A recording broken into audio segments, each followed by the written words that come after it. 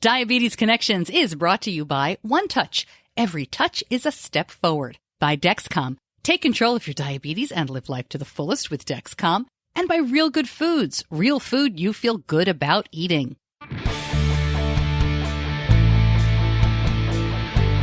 This is Diabetes Connections with Stacey Sims. This week, fitness, food, and much more with dietitian and strength coach Ben Tzeel. He says he started getting hooked on strength training after an embarrassing moment as a kid. That all stemmed from one day in gym class when I was told there was an ab exercise called V-ups, and we all had to do 40 of them. And I remember I could do 4, and I thought I was going to die. Like, no, never happening again. I was absolutely mortified. Ben shares what happened after that, how he came to really enjoy fitness. We talk about his wild Instagram posts where he shows you how he doses for foods like donuts as big as my head, and carbs and macros and diabetes and exercise. In Tell Me Something Good this week, some Girl Scouts come together to help their friend with T1D, and a comic book to help explain diabetes. This podcast is not intended as medical advice. If you have those kinds of questions, please contact your healthcare provider. Welcome to another week of Diabetes Connections. I'm your host, Stacey Sims. We aim to educate and inspire about type 1 diabetes by sharing stories of connection. My son Benny was diagnosed 13 years ago this month, right before he turned 2. My husband lives with type 2 diabetes.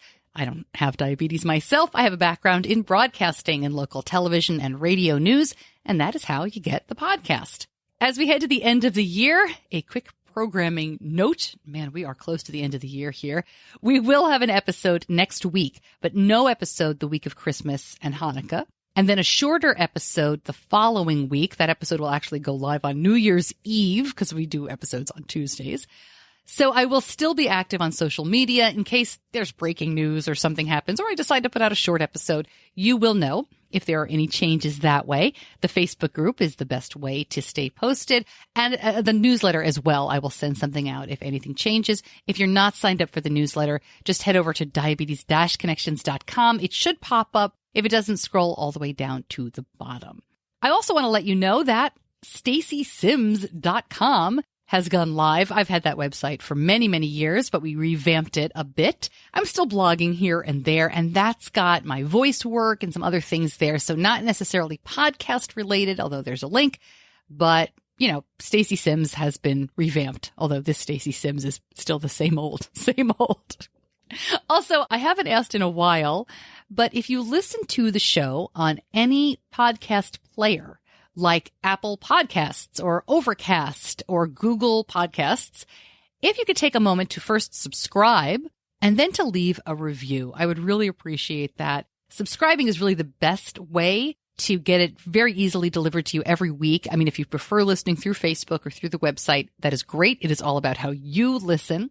But I like to remind you every once in a while that it's really easy to get it on your phone. And if you do that, make sure you subscribe. And please leave a review if you are so inclined. If you're not quite sure how to find it on your phone, if you have an Apple, you just say, "Hey Siri, open my podcast app," or "Hey Siri, find a podcast app," or "Hey Siri, find Diabetes Connections podcast." My phone is going bananas. Let me turn that off. Sorry. Sorry if yours did as well. Android, I'm not quite as familiar with. I think there's a Hey Google, but you could always go to my homepage and scroll down in the middle. There's like a billion podcast players. You can find one that you like or see what's on your Android phone, that sort of thing. It's just an easy way to listen. But again, however you listen is the right way, right? I mean, the show is here for you. All right, we're going to talk to Ben in just a moment. But first, Diabetes Connections is brought to you by Dexcom. And here's what I have to say about Basal IQ, the Dexcom G6 tandem pump software program. We are doing less work for better results. Should I say that again? Less work, better results with diabetes. Benny liked seeing his CGM on his pump in the past, but really back then it was kind of a cool feature. He would look at his phone, really, to see his CGM information. But there's some secret sauce in the Basal IQ that keeps Benny more steady. His time in range has increased significantly since we started Basal IQ. His A1C has come down significantly as well. Of course, individual results may vary. To learn more, just go to diabetes-connections.com and click on the Dexcom logo. This week, we are going to learn a lot about nutrition, exercise, macros, and carbs. Now, I met this week's guest way back at the beginning of the year, January or February. We were at a conference together in Chicago. But I feel like I really started to get to know Ben Tzeel because of his Instagram posts. He is a registered dietitian and a certified strength and conditioning specialist who works with people with all types of diabetes. He posts about that and about eating the craziest food. I mean, giant donuts, fried Oreos, these big meals, not all the time, of course. But his point is to eat well and enjoy while also managing health and diabetes. It really resonated with me. I should also point out before we jump into the interview that we taped this several weeks ago, actually in September. So this is taped as Benny was starting his wrestling season. And I mention that because Ben and I talked very specifically about better strategies for Benny to manage his diabetes. I actually took that out of the interview and I've put it at the very end of the show. If you really want to hear it, just stick around. But I felt like it was so specific to us that it just made more sense to kind of pop it out. All right, so we do talk about many, many other things. Here is my chat with Ben Tzeel. Ben, thank you so much for joining me. It is really fun to follow you on Instagram and not only see your day-to-day with diabetes, but we'll definitely talk about some of the food adventures you've had. But thanks for coming on the show. I appreciate it. I'm just happy to be here, and I'm happy to share my food exploits and adventures with the world, because that's what I live for. It's so funny. But before we get started on all of that, let's start at the beginning. Tell me how old you were when you were diagnosed and, just what happened. So I was 7 years old. I was about to be 8, and it was almost 20 years ago, because in August I celebrated 20 years, and I was at Six Flags in Chicago, or outside Chicago, with my family, living the life, feeling like everything was great. And then my dad got a call from the Children's Hospital in Wisconsin, where we had just moved to, and they said that I had diabetes. And I had no idea what it meant. I was 7 years old. I was just living life, and, They called your family at Six Flags? Well, we were at the Six Flags. They called his cell phone, which at this time was probably the size of like a brick. I definitely remember there was a phone call, and then the rest of the day was kind of somber and solemn and not, yeah. I didn't understand why. I just knew that everyone else was not happy, and I was not sure why. Now, I don't know if you remember, but I'm sure your parents have told you there had to be a reason that phone call came. Had you been not feeling well for a while, you had gone in to be checked? So I had been losing weight, peeing a lot, thirsty, like all the classic symptoms, and I was also apparently a lot more irritable than I normally was, and I guess I wasn't the most friendly child, but I was extra unfriendly, so my parents thought something's up, and they took me straight to the Children's Hospital, and they drew labs, and then they called back with the lab results. Do you have any brothers and sisters? I mean, who else was with you at Six Flags? I have 2 younger brothers. I have one who's about a year younger and one that's 4 years younger, and I think my cousin was there too. So it was legitimately a family affair got turned upside down. Yeah. So then you go home. I'm sure you go through all the education. Do you remember what changed for you at that point? I mean, 7 years old is a time when it sounds really young, but you are being more independent. That's when a lot of kids start playing sports and start kind of figuring out what they like, even just start riding bikes around the neighborhood. Yeah, it was just strange, because I remember going in, getting a ton of information in 2 days and not really comprehending much of anything, except for that I was now getting injections all the time, and I didn't like injections, because when I was really little and I'd get like a flu shot or a vaccine or whatever, I would kick the nurses. And so now I'm having to give injections to myself. I started giving injections about 2 weeks after being diagnosed, and that was tough. I bet. My son was not ready to give his own injections at that age. He was diagnosed at 2, but even by 7 with a pump, he wasn't doing his own insets. We weren't correcting by shot at that point. He just, some kids aren't ready. Did you do that for yourself? Did your parents help, or were you just, all right, 2 weeks later, I'm done. This is it. I got this. Oh, I wish. No, they would just tell me how much to draw up, and they would review everything I did. And I was back when it was clear and cloudy. And yeah. Yeah, I would draw them each up and show them before I continued and then inject myself. And occasionally they would inject it for me. Pretty much I started carb counting within 3 weeks. And I remember I was very, very particular. Like if they told me I needed to have 60 grams at a meal, which I can definitely expand upon my thoughts on that later, but 60 grams at a meal, if I had 58, I would think I had to have exactly 60. So I would dig around and find 60. Very concrete, but I mean, yeah. I remember that when they sent us home, I remember thinking they didn't actually give us a set number of carbs, which I feel very fortunate about, but I felt like I had to count. I counted every pea. I counted every tablespoon of ketchup. We would save the plate. I mean, I was so worried about exact numbers for such a long time. It gets in your head, all those numbers. Well, yeah, and I was packing my lunch by the time I was in second grade, so maybe like 5 months, not even 5 months later, just a few months later, and at that point, I'm counting out the carbs and I'm thinking, okay, I have 62. I need 75. What can I do? Wait, that's too many. And it was just a constant math battle. But at the same time, I got really good at math really quickly. So I guess that's a positive. But let's not wait. Let's jump right in. Tell me about the changes that you've made, because that is a lot of carbs. People who listen to the show know I don't say that people have to eat one way or the other. But I am glad that we're getting away from kids especially have to have this much at this meal. Is that what you meant? Yeah, I mean, I definitely sound off about it on Instagram pretty frequently, either on story or in posts or whatever. But it drives me crazy when I'm seeing newly diagnosed, whether they're kids, whether they're adults, and they're all being told you need this set number of carbs at this meal, this meal, and this meal, and your snacks have to be this much and that much. And I was hoping that with all of the research and all of the progression and how the care is managed, that we would be getting away from that. But even just a month ago, I started working with somebody and they were recently diagnosed a couple weeks before, and they were told the exact same thing for the same recommendations I was told when I was 7. Wow. And this guy's 32 and is like 250 pounds. And I'm thinking a 7-year-old who weighs 80 pounds or 70 pounds should not be given the same amount of carbs the guy who's 250. It blew my mind. So I'm not a proponent. I feel like if someone wants to have a certain amount, let them have that amount, but teach them how to do it correctly so they're not worrying about, oh man, I didn't have the magic number of carbs. What's my blood sugar going to do? Well, and I think, too, if you're a newer diagnosed person listening right now and your doctor has given you a set amount of carbs or a set amount of anything, sometimes there are reasons for that in the very, very beginning, just to see how insulin dosing is going to work, just to see how timing is going to work. But it doesn't have to be, as you said, Ben, it just sounds like this one size fits all is so antiquated. It just doesn't make any sense anymore. When did you start getting away from that?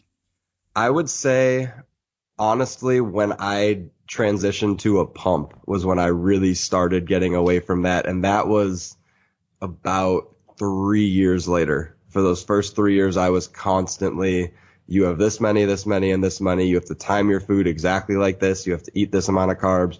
It was not pretty those first 3 years. So fast forward a little bit, I suppose.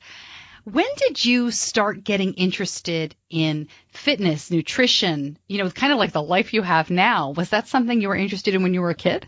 So when I was really little, I started watching sports, enjoying sports. But then as I got a little older, I realized I love baseball. I love playing baseball. I want to be as good as possible. And then there was a period of time, I think it was when I was 14, 15, I realized if I start working out, I can really, really, really get better at baseball. I can get stronger. I can get faster. I can throw harder. And so I started really just trying to dive into that world. I didn't have a whole lot of guidance, but I just figured, you know what, I'll teach myself. I'll figure it out. And that all stemmed from one day in gym class when I was told to do, there was an ab exercise called V-ups, and we all had to do 40 of them. And I remember I could do 4 because I had no core strength. And I thought I was going to die, like someone was cutting my stomach open. And I said, no, never happening again. I was absolutely mortified, and I refused to allow that to happen again. So I literally went home and started doing them every single night until 40 was easy and 50. And I realized this is kind of fun. I like this. And it just got worse from there. I just fell into this rabbit hole. That's funny because that's the kind of thing that would happen to me. And I would say, you know what? I'm going to the library. Gym's not for me. I was just too much I was thinking I'm going to play professional baseball or I'm going to play college baseball, and I need to do this. I'm going to make this happen come hell or high water and whatever it takes. And so I just dove head first. And looking back, I was not, as a high schooler with no real background on it except for reading whatever glorified muscle magazines, it's not really a great background, but I did see some improvement simply because it's better than sitting around and doing nothing. So at age 14, 15, I mean, we're still talking about, this isn't that long ago, but it really is before so much of what's online right now, so many resources for people with diabetes. So as you said, the muscle magazines, things like that. How did you manage type 1 when you're trying to work out without knowing all of the things that you know now? Right back to Ben in just a moment. But first, Diabetes Connections is brought to you by One Touch. For 7 years, One Touch of Vario test strips have delivered reliable results you can trust. And did you know they have the lowest copay on the most health plans and are always covered on traditional Medicare Part B? To upgrade today to the One Touch Vario Flex Meter, visit diabetes-connections.com and click on the One Touch logo. Coverage and payment may be subject to co-insurance, deductible, and patient eligibility requirements. LifeScan does not guarantee coverage or payment. Now back to my interview with Ben, and he is talking about figuring out his own exercise routine with diabetes before he had access to the online community. It was tough. I mean, it was a lot of trial and error, which I feel like is what a lot of the people say, especially in those pre-everything's on the internet days. And it was a lot of, okay, when I work out and I lift, my blood sugar goes either slightly down or stays the same. And then when I do cardio, I go down. So I figured out that much pretty quickly. And at that point, I kind of just winged it, to be honest, because I was a kid. Like, it's like, oh, I want to go work out with my friends. I'm just going to make sure my number's not 40 and I'll be fine. Right. Again, it wasn't optimal, but then again, what is optimal during your teenage years? I'm just laughing because obviously I have a 14-year-old who has just figured out that he wants to get strong and thinks this is a really cool time to do it. So we're going through a lot of He's got all the resources. He's got everything at his fingertips these days. I feel like if I had a fraction of what's out there, I would have done a lot better. Yeah. Okay, so you decide that this is something you really want to pursue. You're never going to not be able to do the exercises in gym again. But what did you study in college? I know you have your master's degree. You're a dietitian. What did you study in college for this? Ironically, I didn't know. When I was applying to schools, everyone thought I was going to be a doctor or engineer, and everyone kind of just decided for me. And so I said, well, I don't feel like doing that. So I went to the one school that I couldn't do engineering because they didn't have a program. So that it bought me a little more time. And then I started out studying chemistry, but I stayed for a summer class one year because I wanted to play baseball, and I was at University of Tampa down in Florida, and I was playing baseball, and I was just like, I had a ton of free time. I had one class. And so I just started studying nutrition things on my own because I figured, oh, well, if I get good at nutrition, I can get really strong and really, my muscles will be better. My performance will be better. Everything will be way better. And if you thought I went in deep on that fitness journey, I had way more time on my hands and I had way more resources. And so I was everywhere, and I fell absolutely in love with nutrition. And then I ended up taking a course in college while still getting a chem degree. And then my professor said, you should think about doing like an advanced degree in nutrition. Like, you love this. It's innate. It comes to you naturally. And subsequently I ended up actually applying to do a PhD at University of North Carolina. And I started in a program there, and all I studied was type 1 and nutrition. And it was a lot of macronutrient stuff. So like carbs and proteins and fats, and how different combinations affect your blood sugar and how they affect your body composition, which is basically what I do now. But I ended up realizing halfway through, like, I did all the classes, I did the qualifying exam, I was all but dissertation. And then I realized, well, I don't want to be doing this for like 4 years to have my research just kind of looked at and no one pays attention, when I can impact people and apply that information tomorrow. So I totally switched gears and went to do a master's in nutrition, become a registered dietitian, and end up where I am now. This might sound like a dumb question, but I'm always fascinated by what piques people's interest. What do you like about nutrition? I mean, to many of us, it's just food. I guess I just love how much it can impact you in a positive way. And I guess also it fascinates me in a negative way, because you see, obviously, the obesity epidemic in the US, and that's driven by food.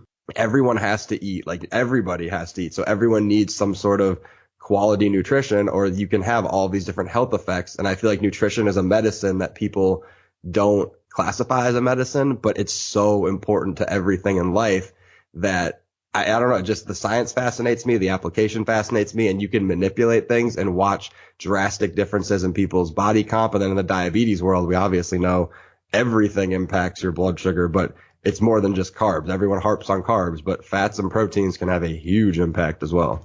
All right, so let's go through those fats and proteins a little bit. I have pulled up your Instagram feed. Oh, boy. And I want to talk to you about what I'm going to call some real food issues later on, or some real food questions.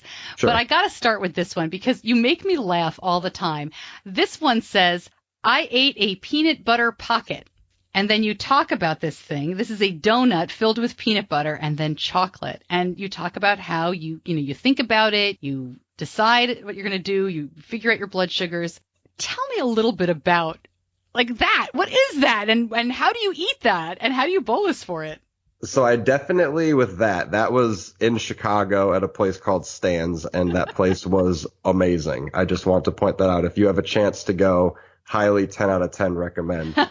But basically we went into the donut shop and we saw all these different choices, and I try to get things, especially if I'm at a place that's unique and that's pretty well known like Stan's. I want to get something that's unique. I don't just want to go in and get your classic whatever donuts people always like to eat. I don't know. Like a cruller. Right, exactly. I don't want something normal. I want something out there. And so I looked at that. I'm like, it's filled with peanut butter. Peanut butter is my favorite food. So of course I need to try this. And then I just have to look at it and really, I went through on that post, I think step by step, and just how I assess it and look at it and say, okay, how am I going to consider dosing? And then how much am I going to give, especially in a pump situation, up front versus over an extended period of time, because the fat will come back to get you. Even if you dose for the carbs up front, your blood sugar may go up and down the way you expect it to within the couple hours, but then 3, 4, 5, 6 hours later, suddenly your number starts creeping up and you're not sure why, and it's the fat. Is that something that we all pretty much have to figure out for ourselves in terms of dosing, or as I speak, figuring out for my child? Or are there principles that we can kind of all look at and say, oh yeah, 50% up front or 5 hours of extended, anything like that?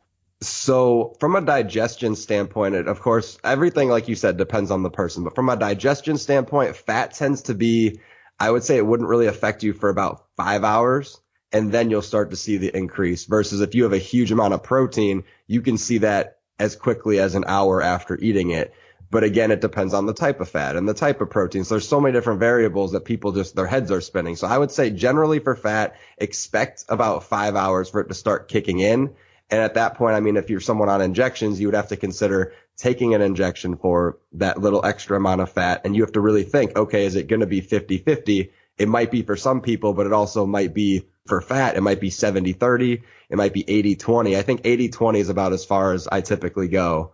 But again, it depends on what you're eating. Like a donut versus a giant meal with a ton of protein they're both going to behave a little differently in terms of even how I would consider extending that bolus. I just got to ask a little bit more about it. So with a pump, I sit down, I'm going to eat a very high fat, high carb meal. Let's say it's a restaurant night out. We would generally, again, everybody's different. We would generally bolus for like 75% of the carbs up front and then extend a bolus, or really just increase basal for 5 or 6 hours afterwards a little bit. And that really works well for him. And that's something I sometimes tell the people that I work with, like the clients I have. I will sometimes say, if you have a pump, you can probably get away with increasing your basal 30%, 40%, depending on how much you have and what you have. Because at the same time, an extended bolus at the end of the day is generally just a glorified increase of basal. Yeah. So it just matters your preference and what you're more comfortable with. But again, for something over 5 hours, even if it ends up being 5 units over 5 hours, it's an extra unit per hour, just double your basal. So it really just is what math you like and what's easier for you. But at the same time, I'm not perfect on all of them. Like that donut, I absolutely nailed it. But there are times, I will say, like every now and then, there's a time where I do eat something and I'll think I did really well and that fat will come in later and I'll be like, oh God. So it's definitely, I'm not perfect by any means. I like to think I'm pretty good, and I am, but there are times where there's just something maybe you didn't know was in the food, or maybe the fat content was a lot higher because it was cooked in something and you're not aware of it, because you can't be perfect. And I even tell, again, the clients I work with, I tell them, like, you can estimate, you can try to find similar foods on a, like, either like a database, like a MyFitnessPal, or you can enter the ingredients in or something. But at the same time, it's not going to be perfect at all. Even if it's a chain restaurant and it's the exact menu item, they're always made with some sort of variation. Like, not every location's the same, not every time. If you get the same meal 3 times from the same place, and all 3 times they're going to be different slightly. So you can't, it's not going to be perfect unless you weigh it yourself and you cook it yourself. Exactly. A lot of this is it's also trial and error. And, you kind of have to be willing to experiment a little bit if you're going to try these foods, I would imagine.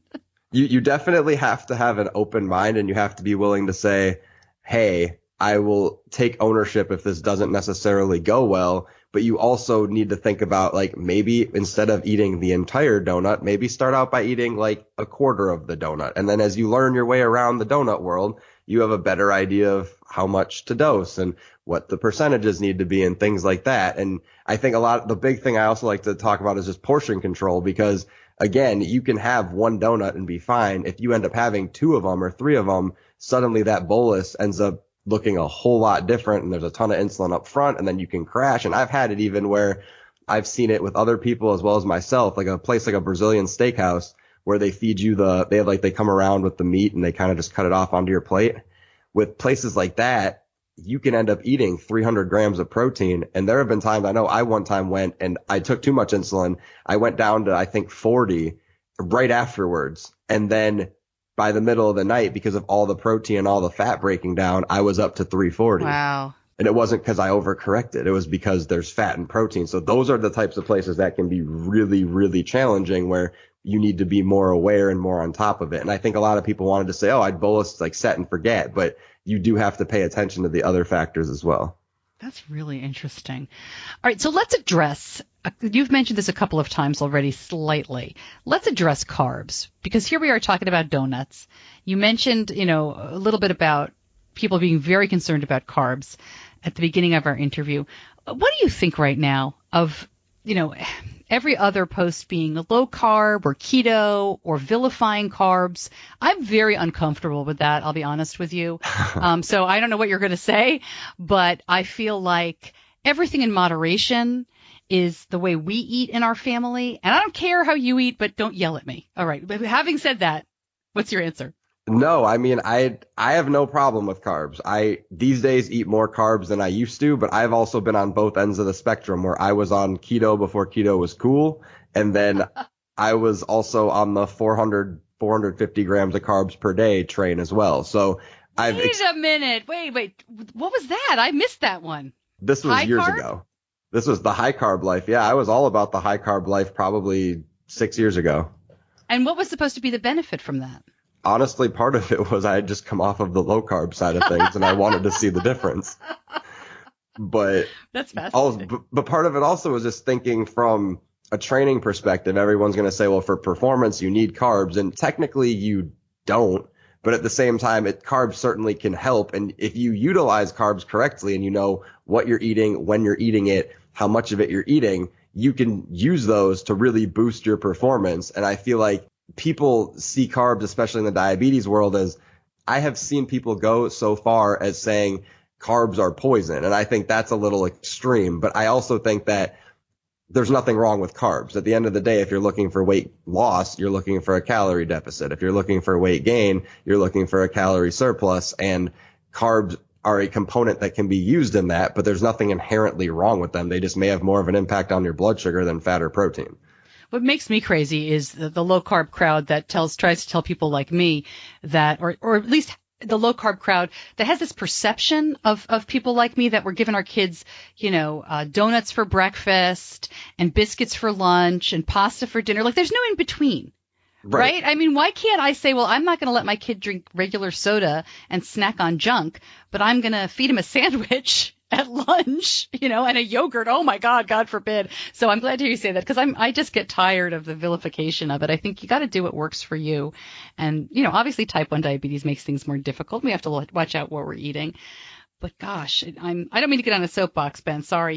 Your timing just struck me. No, you're fine, because I talk about this constantly. And I remember, I think probably about a month ago, I did a story on just like there's a war on carbs, and people get so caught up in oh my God, you're eating carbs. It's bad. Carbs are terrible. Insulin, all these things. It doesn't matter. At the end of the day, if you eat a certain amount of carbs and it helps you manage your blood sugar and it keeps your body feeling good and it keeps your body looking the way you want it and feeling the way you want, there's no problem with that. And whether you eat 30 grams of carbs a day or 300 grams of carbs per day, it does not matter as long as you are able to manage your blood sugar and have an A1C that works and is healthy for you and your goals. Great. So you've mentioned a couple of times clients, and we'll link up all of your information at diabetes-connections.com. But I'm curious, you're welcome. When people come to see you, what are they looking for? What do most people with type 1 who are looking to get fit or even eat better, what are the major questions? So a lot of them come to me with weight loss as one goal. That tends to be the predominant goal. Number 2 is probably improving A1C, and their blood sugars will be usually all over the place. And then the third one would be gaining strength. In girls' case, a lot of the times they'll say they want to be toned, but in reality, it's everyone just wants to be leaner and stronger. And it's pretty much the same things across the board from the fitness industry and the health and wellness industry as a whole, but you just throw in that diabetes wrinkle, which can make it, I honestly, it can make it 10 times harder because you have to manage your blood sugar, make sure you're not going low. Oh, you had a great day eating and suddenly, well, now my blood sugar is 40 and I can't just be like, well, I already met my calorie goal. Like you have to address it. So a lot of people want the same things that the general population wants, but they have that added wrinkle of, hey, I need to manage my blood sugars better. My blood sugars are bouncing. Help me with my A1C.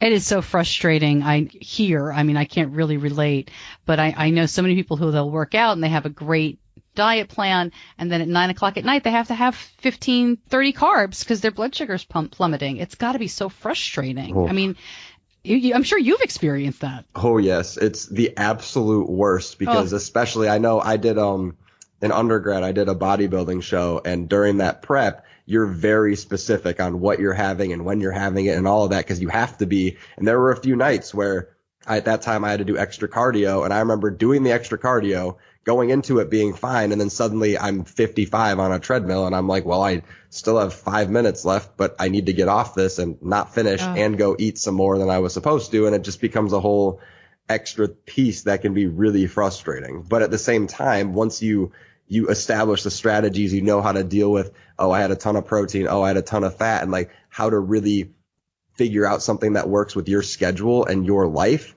If you make it work around your life instead of you working around it, it makes a huge difference. That's a great point because I think sometimes and this is without diabetes as well, we think we have a plan, but really the plan is just, I'm going to lose weight, and we don't think about the steps to get there. I know that I've done that many, many times in my life. But, is that something that you really do help people with in terms of, gosh, when I think about type 1, and I know I have a 14-year-old, and he's very responsible. Teens get a bad rap, but he's a great kid. But gosh, he's got to plan so freaking much just to go to work out, just to wrestle. It's amazing. So do you work on people in terms of the planning? Is that something that really helps? Oh, 100%. And that's usually where we start because I obviously want to get people and have them come. I meet them where they are.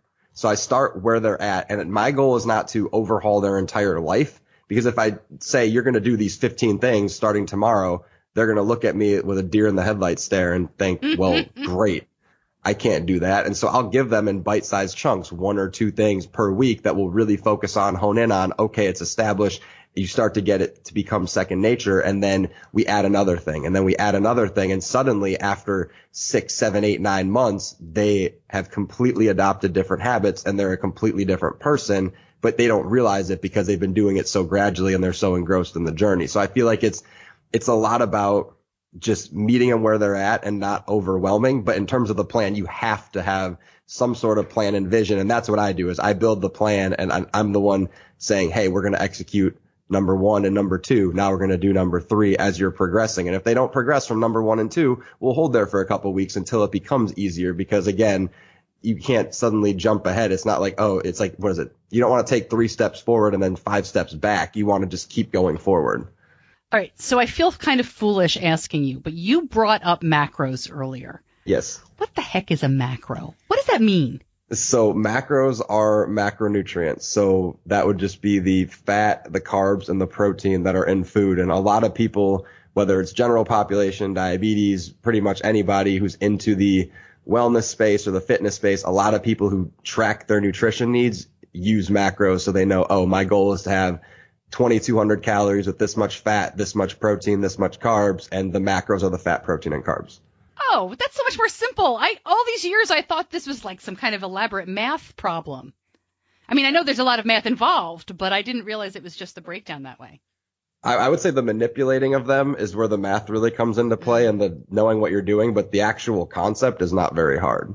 It's nothing to be scared of if people are like, oh, macros. It's really just, it's a fancy word for fat, protein, and carb. And there's micronutrients too, but no one ever talks about those, which sometimes makes me sad because they're very important too. Well, don't be sad. Tell us about micronutrients. Oh, I don't want to go into all that right now, but I'm just saying no one gives them any love. What are they? They're the vitamins and the minerals. Oh, okay. So like your vitamin A, vitamin D, all that. So like vitamin D has a huge impact on your blood sugar, but people don't pay attention to it. So or micronutrients. It's okay. They'll get their love probably in like 5 years when everyone gets off of keto and gets onto the micro diet. Maybe I should invent that while we're here, right?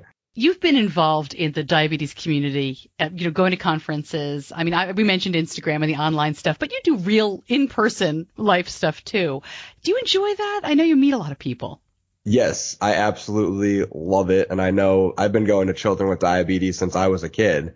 So I was in high school when I started that, and I went for 3 years, and then I came back on staff, and I've been staffing every year since 2011. I didn't realize you went in high school. Yeah, I only 3 years of it, but at the same time, it was enough of a life changer then that I realized, hey, I want to give back to this organization that's been so amazing for me, both just from a diabetes standpoint, but also just from a personal standpoint in terms of growth.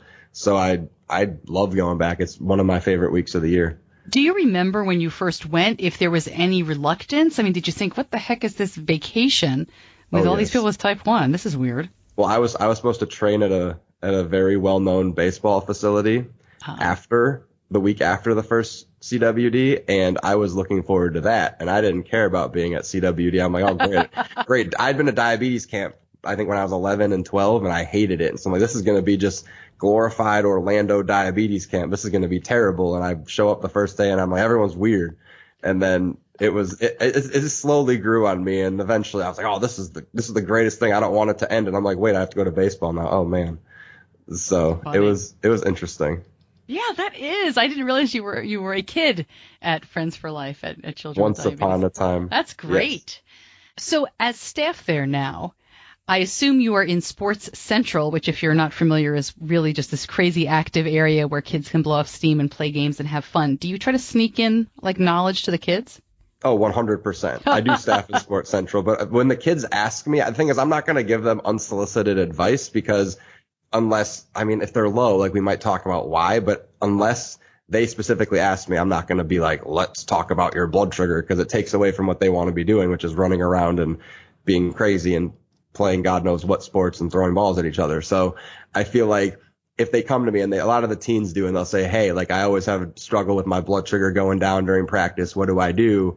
We'll talk about stuff like that. And then I do usually participate on the athletes panel for the parents. And so they'll ask a lot of questions for their kids and I'll answer a lot of those. And now that I have the RD credential, it makes it a little more legit than just, I'm just a person with diabetes that happens to know a lot of nutrition.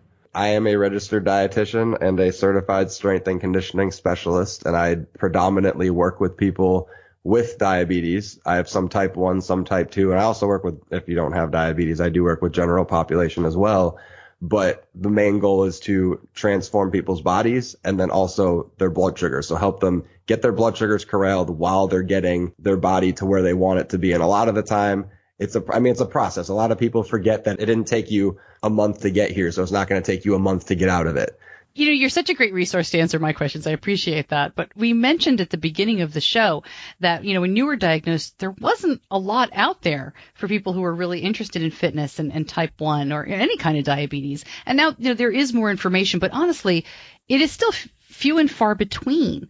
I'm curious, for somebody like you who works with people who do seek you out, who seek out the information, who take the time, who really do improve, because you've shown some great success stories. What is that like for you?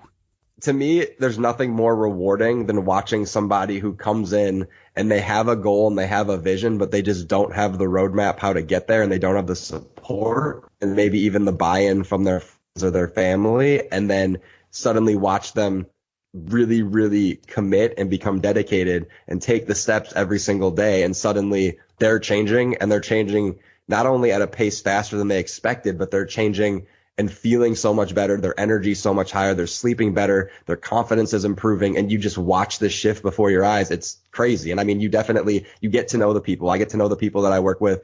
And it's just a lot of fun watching them develop and watching them just grow into these evolved versions of themselves. And suddenly their A1Cs are down. I think I've had one person whose A1C didn't drop, and it was because they didn't do anything I told them to do, which that's not on me. That's on them. But like, in all honesty, it's just so rewarding and fun to be able to do that for people, and just, I mean, benefiting, obviously educating the people on Instagram as a whole, I find very rewarding and fun. And it's always, what can I find out that's new that I can share with the people? But at the same time, working in the one-on-one space, it's really just something that there's nothing more gratifying to me than I've worked with kids. I've worked with adults. I've worked with people who qualify for AARP. It's all over the map. It's the same process to an extent, and it's just very fun. Actually, switch the same process. It can be the same process. It can be a different process, but watching them get to the same end goal is just such a beautiful thing. Well, Ben, thank you so much for joining me, for sharing your expertise, for giving us a little personalized roadmap for Benny. I appreciate that. And, of course. And I hope I'll talk to you again soon. Absolutely. I would love to be back. I really appreciate the opportunity.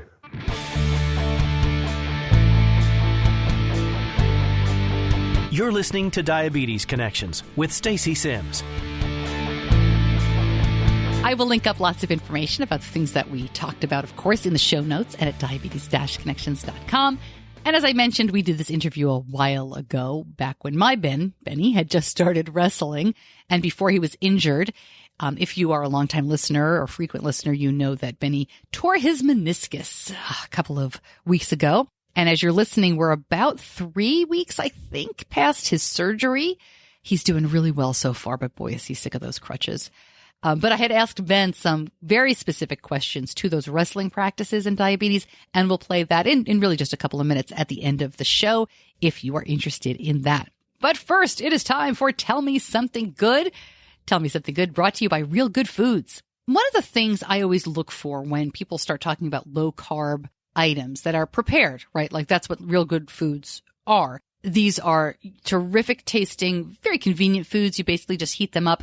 But I'm always wondering, like, what are you taking out to make it low carb and still kind of bready, right? Because some products just have that really weird mouth feel, or they're using a lot of artificial ingredients and fillers and things like that. And Real Good Foods, like their breakfast sandwiches, 6 carbs as opposed to 26 carbs for the competitor. So when you look closely at Real Good Foods, you find that they use ingredients like all natural chicken breast or cauliflower. And that's what they're using in place of the carbs. So the pizza has that chicken breast as a crust, which is really creative. You know, there's a cauliflower crust as well, which is more crispy, more like a traditional pizza. But it's the way that they get around the carbs, and they add a lot of protein, you know, almost no sugar. And you can see all of the ingredients. Just go to diabetes-connections.com, click on the Real Good Foods logo, and then if you click shop, you will find all of the ingredients there. You can go right to your grocery store freezer or to Walmart and find a great selection. If you'd like to get everything and, you know, kind of mix and match, then head over to the website. They have all sorts of free shipping deals. Really good stuff. Real Good Foods, find them at diabetes-connections.com and then click on that Real Good Foods logo.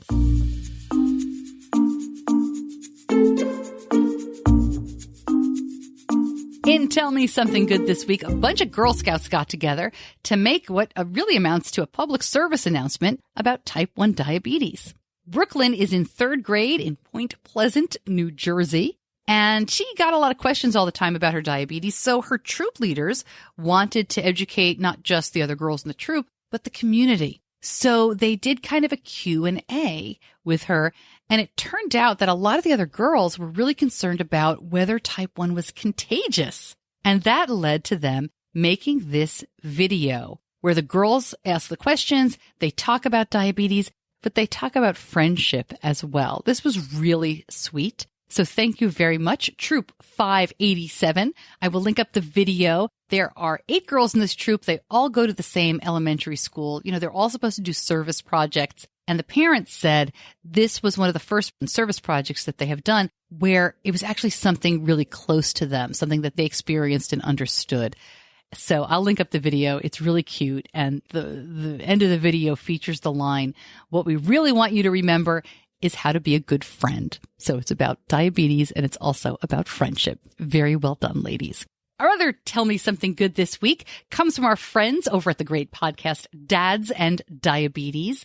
Mark Turner, one of the hosts there, sent me an email after listening to the recent episode with Mark Greenberg, where we talked about comic books. Remember, he's the guy who ran the New York City Marathon. Really enjoyed comic books. Mark heard that, and he loves comic books too. And he sent me a note that in 2016, over in Mark's homeland of England, Mark lives in Texas now, but he's from the UK, there was a group called Revolve Comics, and they made a book. They made a comic book about one young man's diagnosis.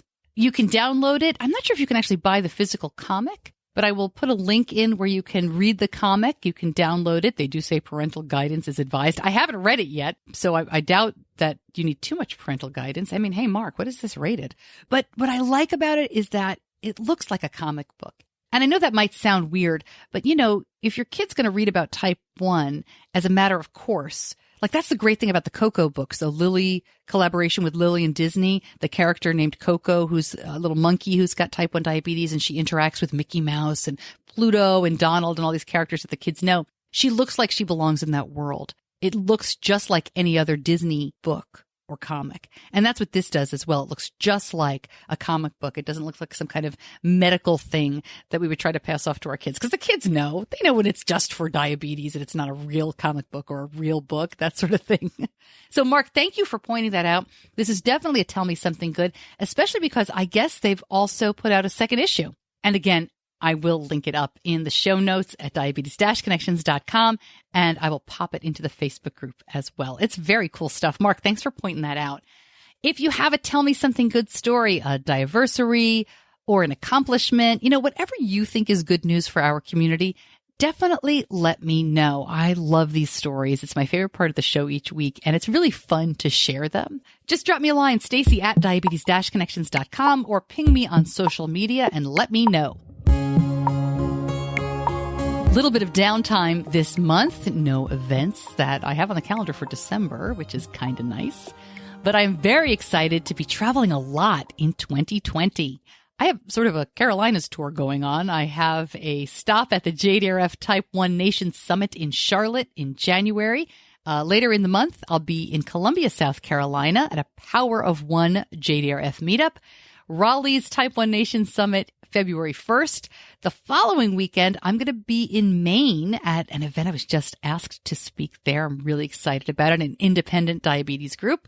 In March, I will be in Wilmington, North Carolina at the very first JDRF Summit that chapter is holding.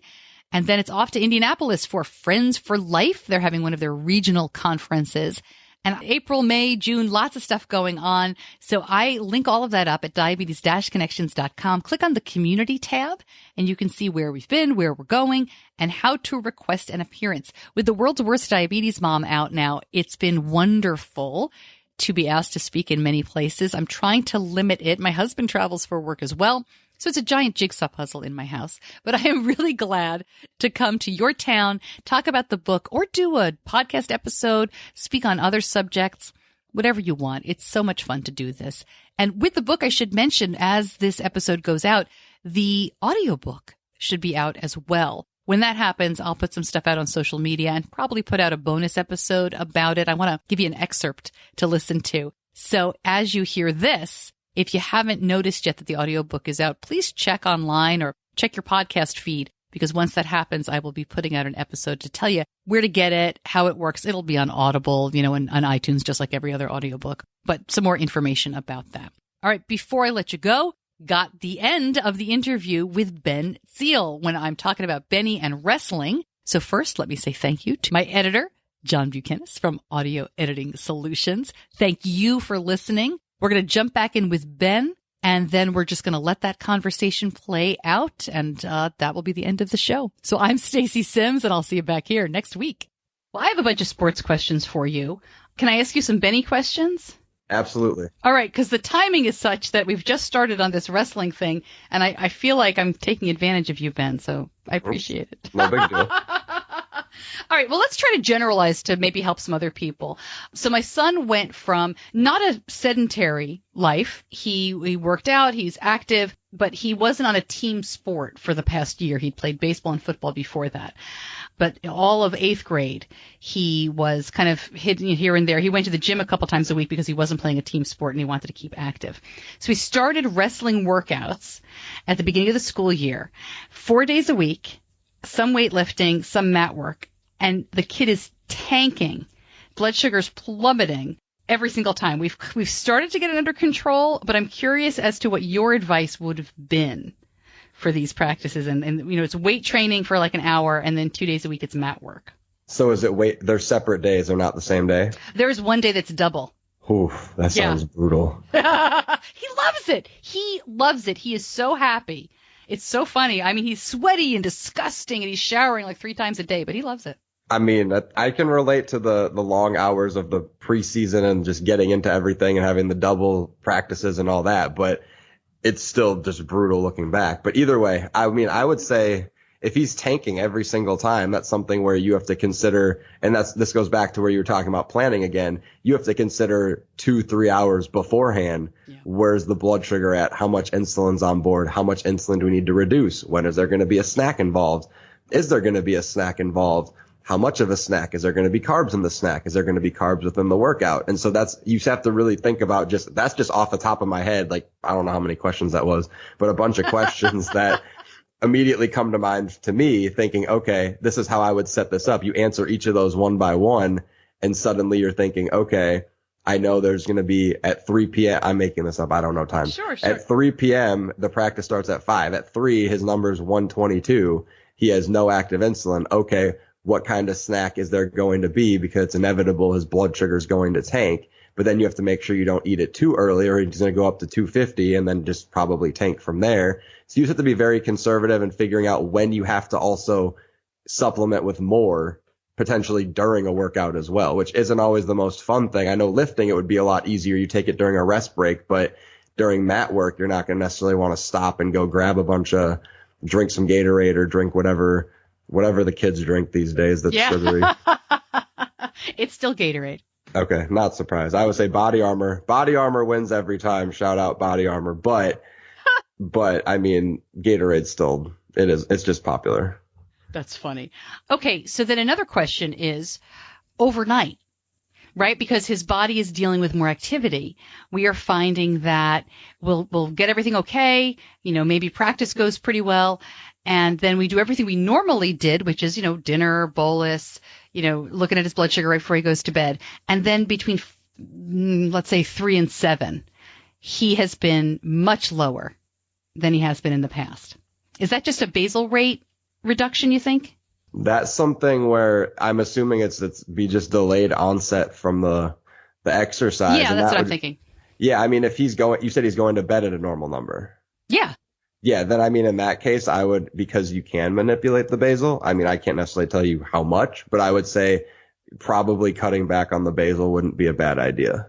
And again, as you listen, I'm trying to speak of this in general terms because I think it's helpful. I think most kids who play sports go through these types of things, but we've already adjusted a few things and it's much better. But Ben, I have to tell you, the very first double practice, he was like 250. He came home from weights. He was 250. And I said, be really careful. Like, don't bolus for everything you're eating. And I don't know if he did or not, but he had to sit out. He ate 75 uncovered carbs in a half an hour, and his blood sugar never got above 70. I believe it. Crazy. It's nuts to me.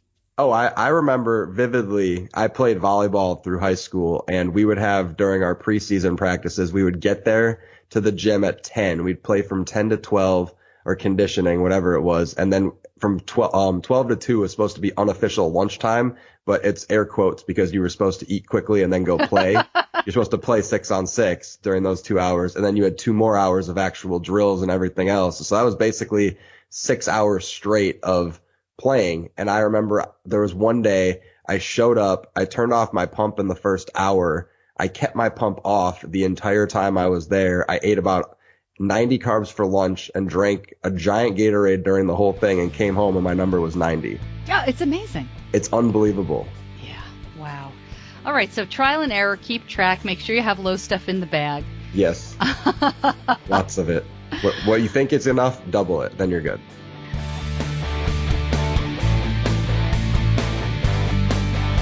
Diabetes Connections is a production of Stacey Sims Media. All rights reserved, all wrongs avenged.